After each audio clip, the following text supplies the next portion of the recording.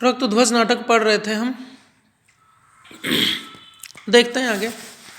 दूसरा अंक चल रहा है इसका। पैराग्राफ्स बदल रहे हैं, दृश्य बदल रहे हैं। पिछले दृश्य में हमने देखा कि दित्या और उसकी माँ चीमी और उसकी पत्नी शावंती, तीनों में बातचीत हो रही है। तीनों आदिवासी हैं। दित्या गांव का गमेती है। गमेती यानी मुखिया है। दित्या गांव का गमेती है। गमेती यानी गांव का मुखिया है।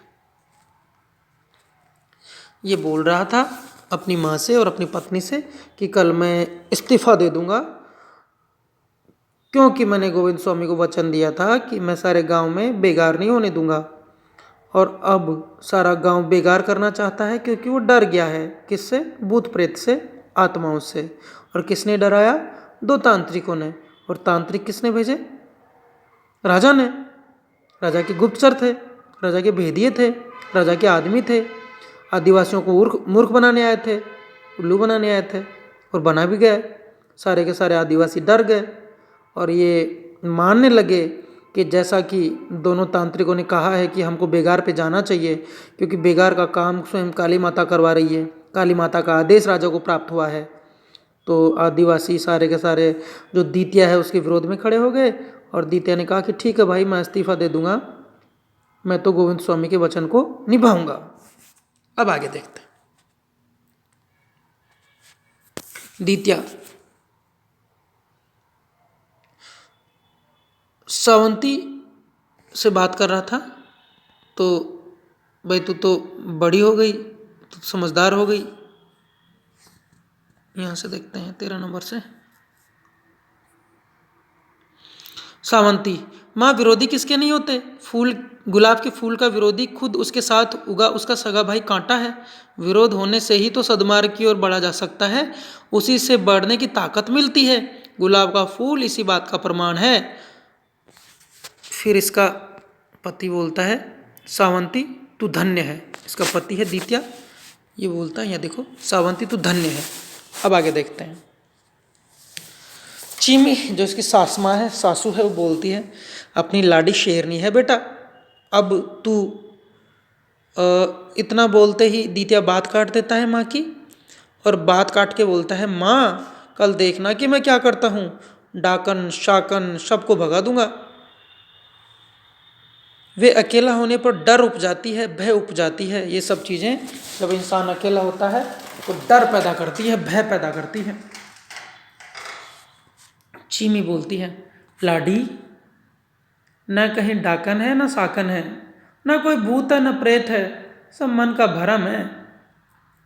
इतने में सावंती ध्यान लगाकर बोलती है, माँ माँ देखो, बरसात बरसा बरसा बरखा बरखा। चीमी आश्चर्य से, अरे हाँ री, बरखा, पहली बरखा। यह खेड़े पर प्रभु की कृपा का प्रसाद है, उसका आशीर्वाद है। लाडी ढोलक तो ला। लाडी जाती है, सावंती जाती है, ढोलक लेके आती है। दित्या बोलता है, कल स्वामी जी आ रहे हैं ना, और प्रभु ने उनके आगमन पर प्रसन्नता जाहिर की है। वे कितने महान हैं।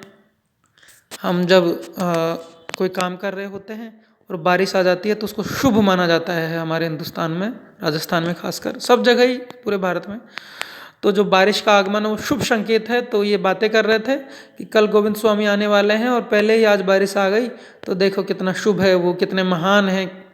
इसकी माँ बोलती है, प्रभु ने उनके आगमन पर प्रसन्नता जाहिर की है, इसलिए बारिश आई है। हाँ माँ, वे महान हैं और वे अवतारी पुरुष हैं।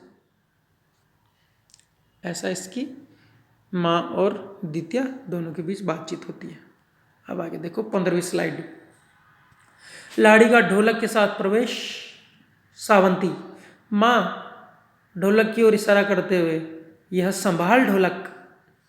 चीमी ढोलक लेते हुए कुछ सोचकर, अरे दित्या के लिए भी बांसुरी ला।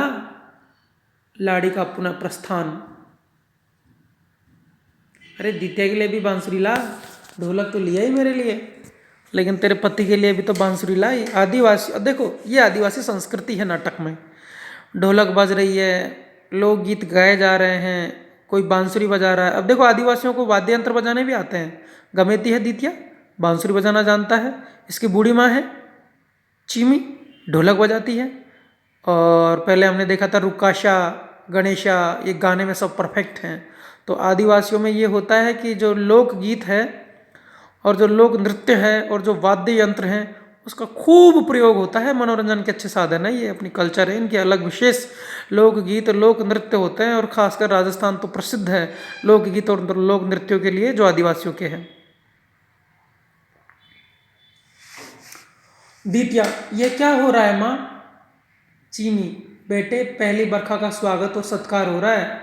तू यह क्यों भूलता है कि तू सबसे छोटी उम्र का गमेती है, सबसे छोटी उम्र का मुखिया है, सरपंच है। गीत का पहला स्वर तेरे यहाँ से फूटे ताकि सारा खेड़ा नाच उठे। तू ये क्यों भूल जाता है कि तू सबसे कम उम्र का गमेती बना है, सरपंच बना है, प्रधान बना है।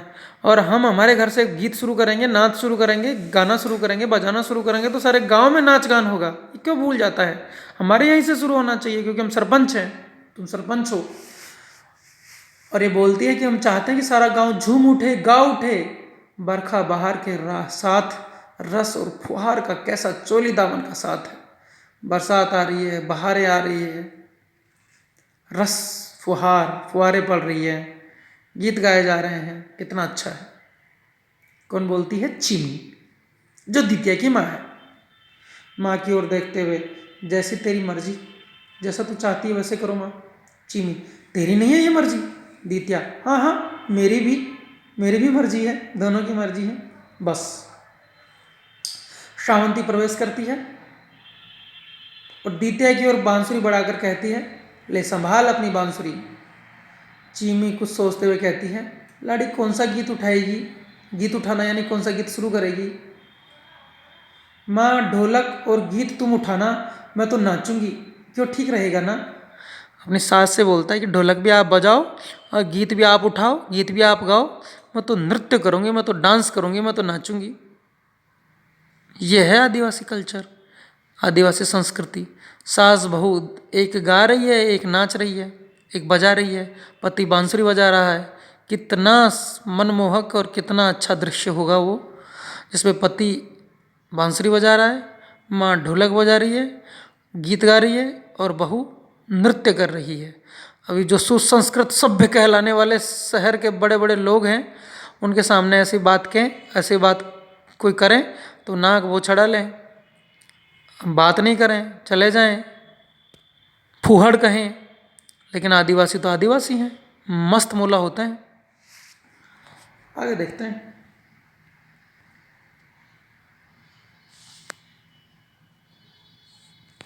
चीमी, कौन सा गीत उठाऊं? काला मेघा पानी दे, काले मेघा पानी दे, ककड़ी भुट्टा ला रे। कौन सा गीत सुनाऊं?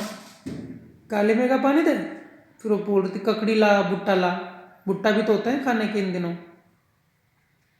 सावंती खिलखिलाते हुए, माँ माँ ये क्या गजब कर रही हो? क्यों, इसमें क्या है? यो क्यों हंसे जा रही है? अपनी लाड़ी को संभाल दित्या, ये क्यों हंसती जा रही है? ये वैसे पगला गई है। दित्या बोलता है पागल हो गई है तो। हंसी रोक कर सावंती बोलती है, काले मेघ पानी ही तो दे रहे हैं, फिर ये गीत क्यों? भाई पानी तो पहले ही दे रहे हैं काले मेघ, फिर ये गीत क्यों? चीमी, तो फिर कुछ सोच कर, ओहो हाय पानी बरसे होए, तो ये सुना देती हूँ। ओहो हाय पानी बरसे होए, आज नहीं तो कल चोला तरसई रे, तोर बिना हो। ठीक है ना? फिर सावंती बोलती है, यहाँ चोला तरसई की क्या बात है माँ? यहाँ चोला तरसई की क्या बात है माँ? दित्या की और कनखियों से देखते हुए, ये तो विरह में गाया जाता है, पति तो यही है, चोला तरसने की बात कहाँ से आ गई यहाँ पे? और देखो अपने पति की ओर देखती है कनखियों से, नहीं तिरछी तिरछी नजरों से पति की ओर देखती है, बोलती है ये गीत गाने की क्या जरूरत है, पति तो पास में ही है, चोली क्यों तरसेगी? फिर भी इनसे पूछ देखो शायद ये गीत ठीक रहेगा कि नहीं। चीमी बोलती है, दित्या लाडी के पांव आज जमीन पर नहीं है। सावंती खिलखिलाकर हंसकर बोलती है, माँ गगन भी आज मगन है, गगन भी यानी आसमान भी आज मगन है, धरती भी आज। आगे देखते हैं। धरती भी आज रसीली है, फिर थारा मारा तन मन थिरकते हुए ढोलक पर एक थाप देती है। दीतिया, तुझे कुछ सूझा, तुझे कुछ याद आया, तुझे कुछ समझ में आया कि कौन सा गीत गाना चाहिए? धरती रसीली है और फिर वो नाचते हुए एक ढोलक पर थाप लगाती है। दीतिया बोलता है बांसुरी बजाते हुए उसकी ओर देखता है और कुछ कहता नहीं है, बस बांसुरी बजाता रहता है। दीतिया से पूछती है तेरे को समझ में आया कि कौन सा गीत गाना है? कुछ नहीं बोलता, बस देखता रहता है उनकी तरफ और बांसुरी बजाता रहता है। सावंती फुदकती हुई, कुछ समझी माँ? क्या मेरी लाडी, क्या मेरी लाडी? दीतिया गा रहा है। दीतिया, लाडी पगला उठी है क्या? हाँ माँ, मैं पगला गई हूँ, जरा दीतिया की बांसुरी के बोल तो सुनो ध्यान से सुनते हुए। अरे वाह, सुरंगी रुताई। सावंती की ओर देखते हुए बोलती है कि बेटा दीतिया कौन सा गाना बजा रहा है? सुरंगी रुताई। दीतिया बांसुरी बजाने में मगन हो जाता है, चीमी ढोलक बजाने में मस्त हो जाती है और सावंती नाचने लगती है। ये पैराग्राफ यहीं ख़त्म करते हैं और आज का ये अध्याय भी ख़त्म करते हैं। नेक्स्ट अगली क्लास में पढ़ेंगे, इसी नाटक को जारी रखेंगे कल। धन्यवाद।